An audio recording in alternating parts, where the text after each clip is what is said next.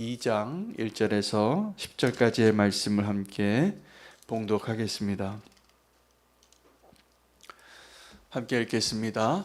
슬프다 주께서 어찌 그리 진노하사 딸 시온을 구름으로 덮으셨는가.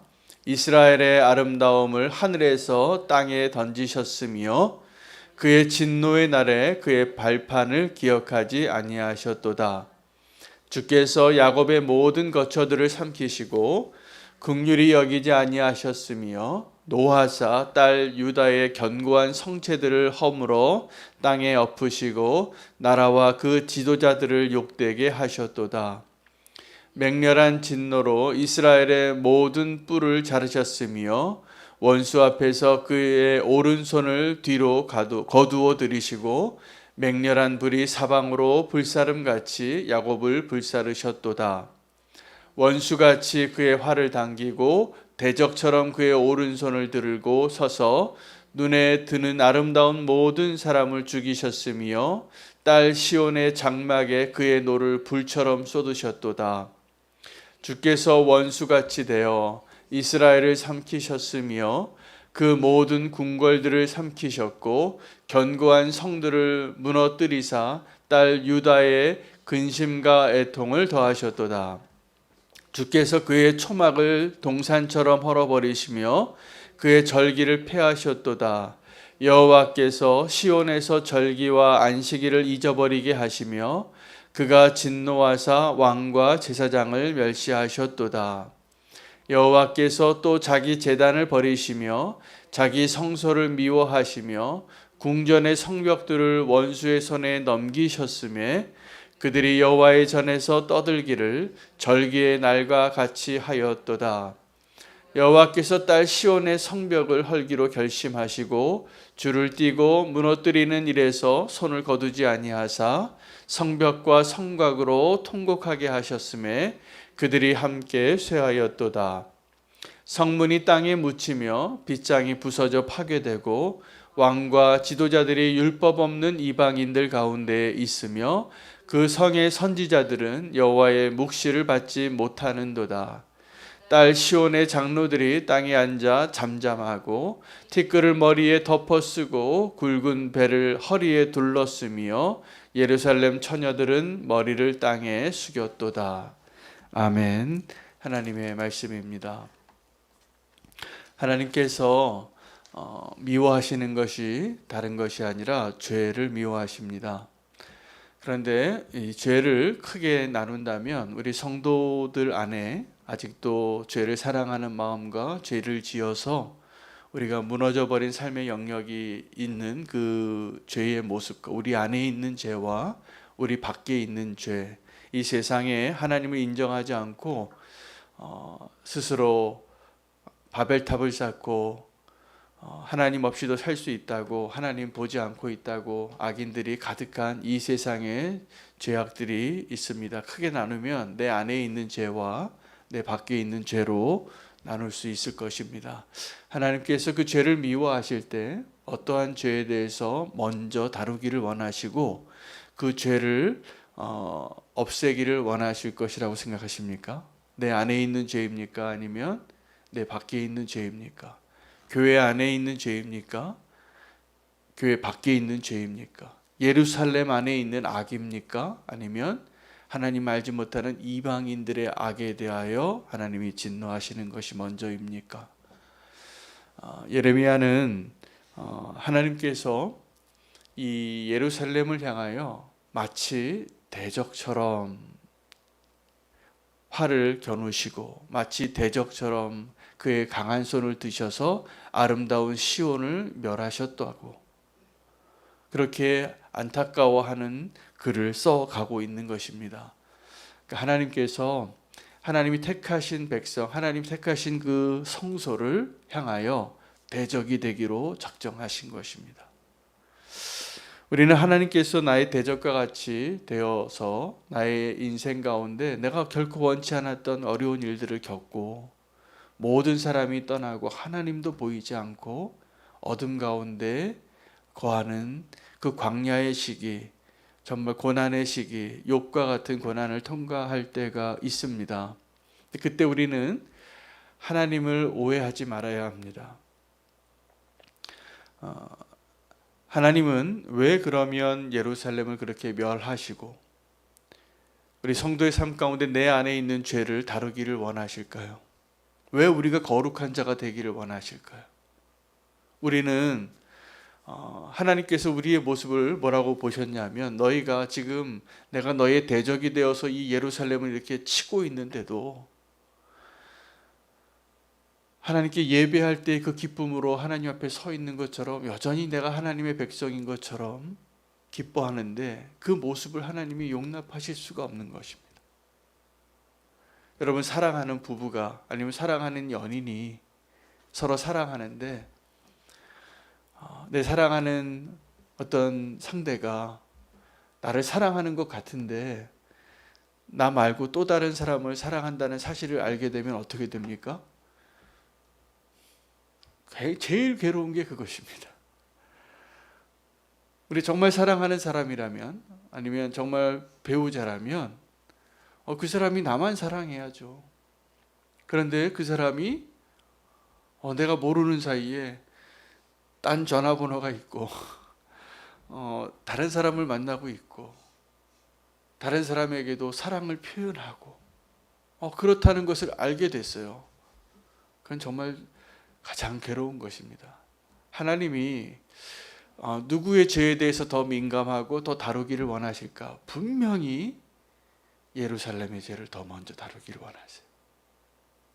분명히 우리 성도 안에 있는 나의 아주 작은 죄까지도 주님은 그걸 다루기를 원하세요. 왜요? 우리를 택하셨거든요. 너는 내 것이다. 나의 친구고 나의 배우자고 나의 신부고 나의 거룩한 신부가 되기를 하나님은 기대하시는데, 이 신부가 창녀 같아요. 아무나 그냥 지나가는 남자 보면 다 좋다는 거예요.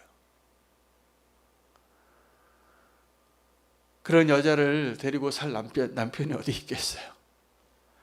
근데 하나님의 사랑은 그러한 창기와 같은 여자를 사랑하신다. 이게 호세아서의 메시지예요. 그래서 호세아 선지자는 하나님의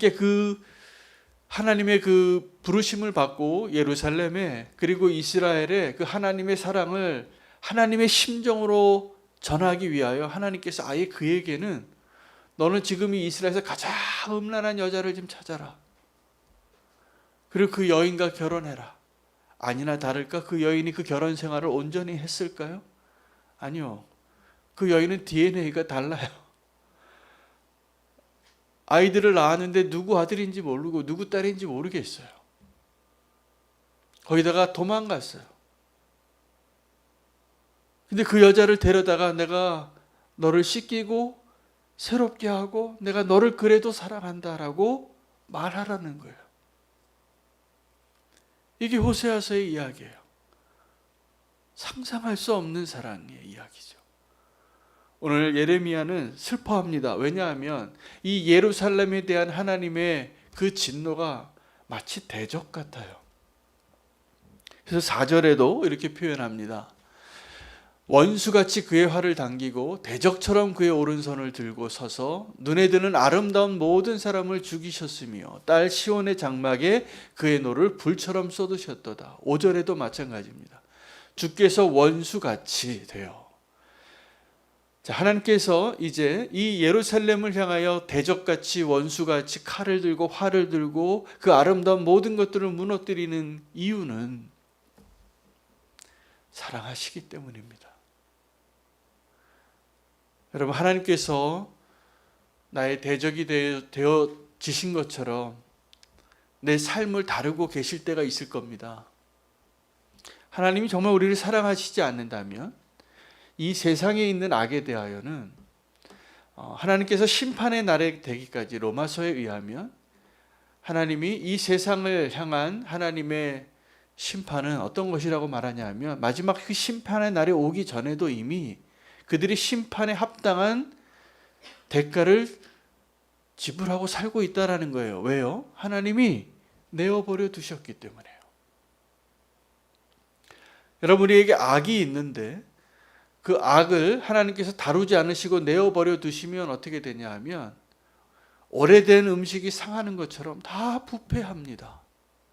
그 자기들이 하나님을 떠나서 그 죄악 가운데 사는 그 모습에 합당한 보응을 이미 받고 있다라고 기록하고 있습니다.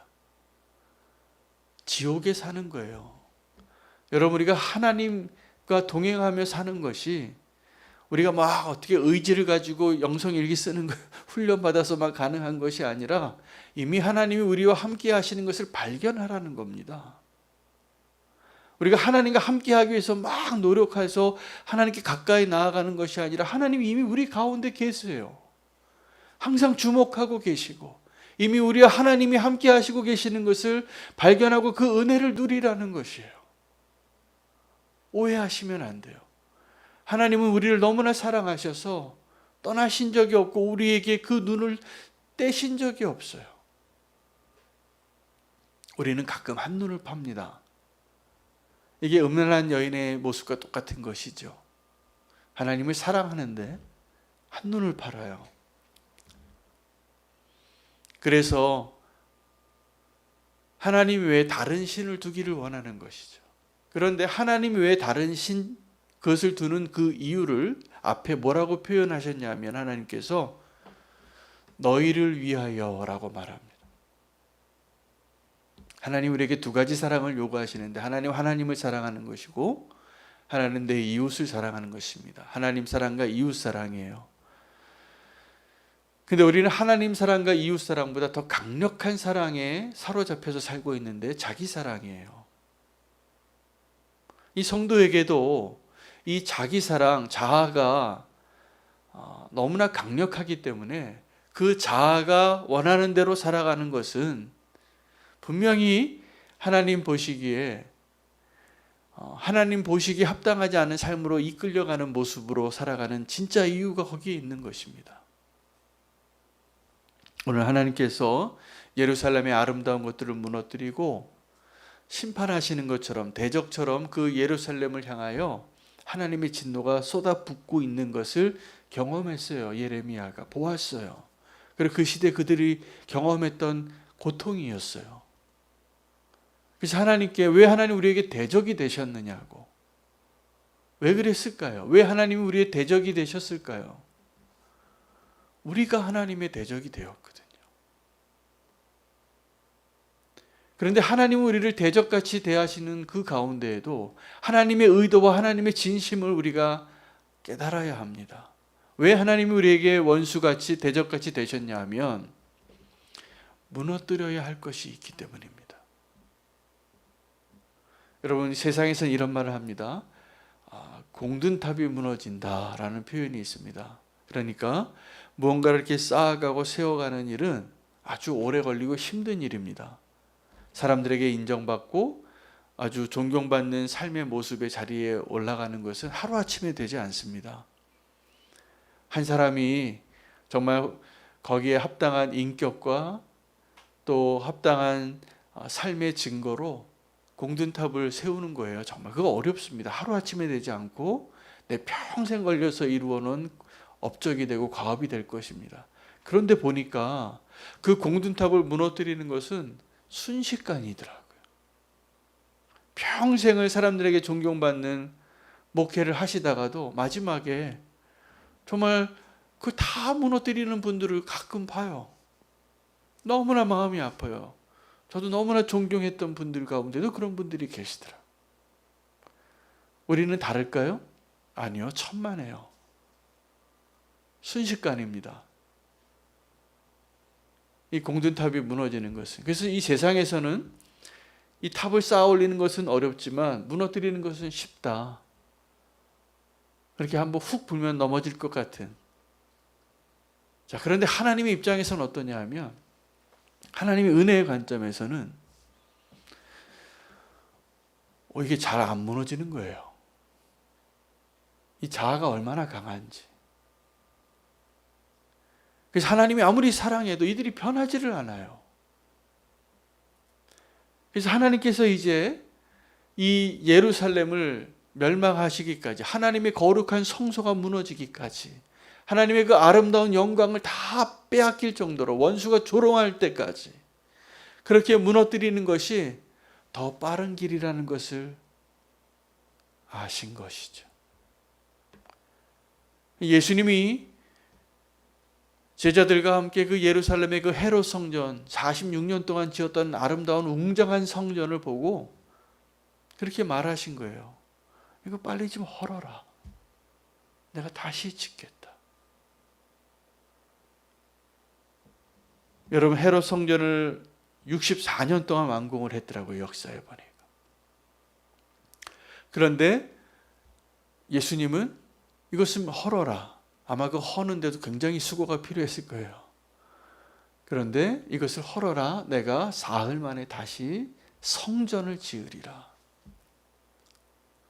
그러면 우리는 예수님이 십자가에 달려서 죽으신 그 사건을 의미하는 것을 아는데, 여러분이 생각하시기에 그 헤롯 성전을 완공하는 게 더 어렵습니까? 십자가를 세우는 게 더 어렵습니까? 여러분, 십자가를 통과하는 게 훨씬 어렵습니다.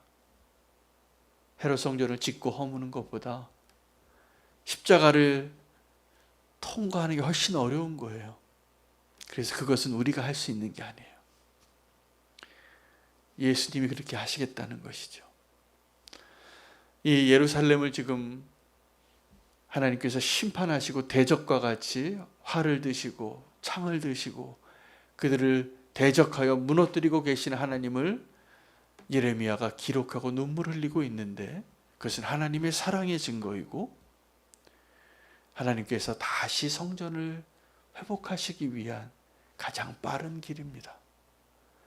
여러분, 우리 가운데 무너져야 할 것을 무너뜨리지 못하고 여전히 회개하지 못하고 돌이키지 못하고 하나님의 모습으로 회복하지 못하는 나의 모습이 있다면 하나님께서 그것을 다루시고 내 아주 완악한 마음들, 아주 완고한 모습들이 있잖아요. 아주 견고한, 그 무너지는 것이 하나님의 은혜입니다. 그것이 무너지지 않아서 우리는 여전히 하나님 앞에 창기처럼 사는 거예요. 여러분, 우리도 하나님 사랑하잖아요. 그렇죠? 그럼 하나님 앞에 우리에게 가장 큰 기쁨은 하나님 앞에 내가 거룩한 신부로 서는 게 가장 큰 기쁨이에요. 여러분, 사랑하는 사람 앞에 부끄러운 모습으로 서고 싶으십니까? 사랑하는 하나님 앞에 부끄러운 모습으로 서고 싶으십니까? 아니실 거예요. 아니실 거예요. 그래서 하나님 우리를 도우시는 거예요. 우리 안에 무너져야 할 것들. 하나님이 예루살렘을 사랑하셨을까요? 안 사랑하셨을까요? 사랑하시니까 지금 무너뜨리시는 거더라고요. 오늘 하나님의 그 사랑이 내 밖에 있는 죄가 아니라 내 안에 있는 죄를 다루셔서 거룩하고 정결한 신부로 우리를 만들어 가시는 하나님의 은혜의 계획을 믿고, 하나님이 무너뜨리신 것이 있다면 분명히 하나님이 진짜를 세우실 것을 기대하십시오. 내가 막 의지하는 것, 여러분, 내가 막 돈을 의지하잖아요. 그럼 돈이 사라지면 절망합니다. 근데 그 절망이 살 길이에요. 내가 사람을 막 의지하잖아요. 그럼 그 사람들이 떠나야지 내가 정말 사는 거예요. 그때 하나님이 보이거든요. 내 자신이 세운 것들, 그 공로들 의지하는 것들 빨리 무너져야 합니다. 하나님께서 무너뜨리시는 것들을 보게 될 때 우리는 소망으로 이제 하나님이 무엇을 세우실까? 이 예루살렘이 무너지는데 어느 정도로 무너지냐면 건물만 무너진 것이 아니라 사람들까지 다 죽이고 하나님의 말씀도 들리지 않아요. 선지자들의 묵시가 보이지 않아요. 이 예레미야나 이사야나 하나님이 택한 소수의 사람들 외에는. 그때 수많은 제사장들과 공식적인 오피셜한 이 메신저들이 있었어요. 다 거짓 예언을 하는 사람들. 근데 진짜 하나님의 말씀을 전하는 이 사람들이 이것을 남긴 것입니다. 하나님께서 하나님의 진노가 나를 향하여 오는 증거들을 혹시 경험하는 지금 그 과정을 지나고 있다면 하나님만을 소망하는 자로 다시 그 믿음을 붙잡게 되시기를 축복합니다. 하나님의 사랑이 놀랍습니다. 우리를 거룩한 신부로 만드시는 하나님의 은혜 안에 내 안에 있는 죄를 주님 다루어 주십시오. 오늘 그 마음으로 기도하며 나아가겠습니다. 오늘 말씀과 더불어서 함께 기도할 제목들 선교사님과 나라와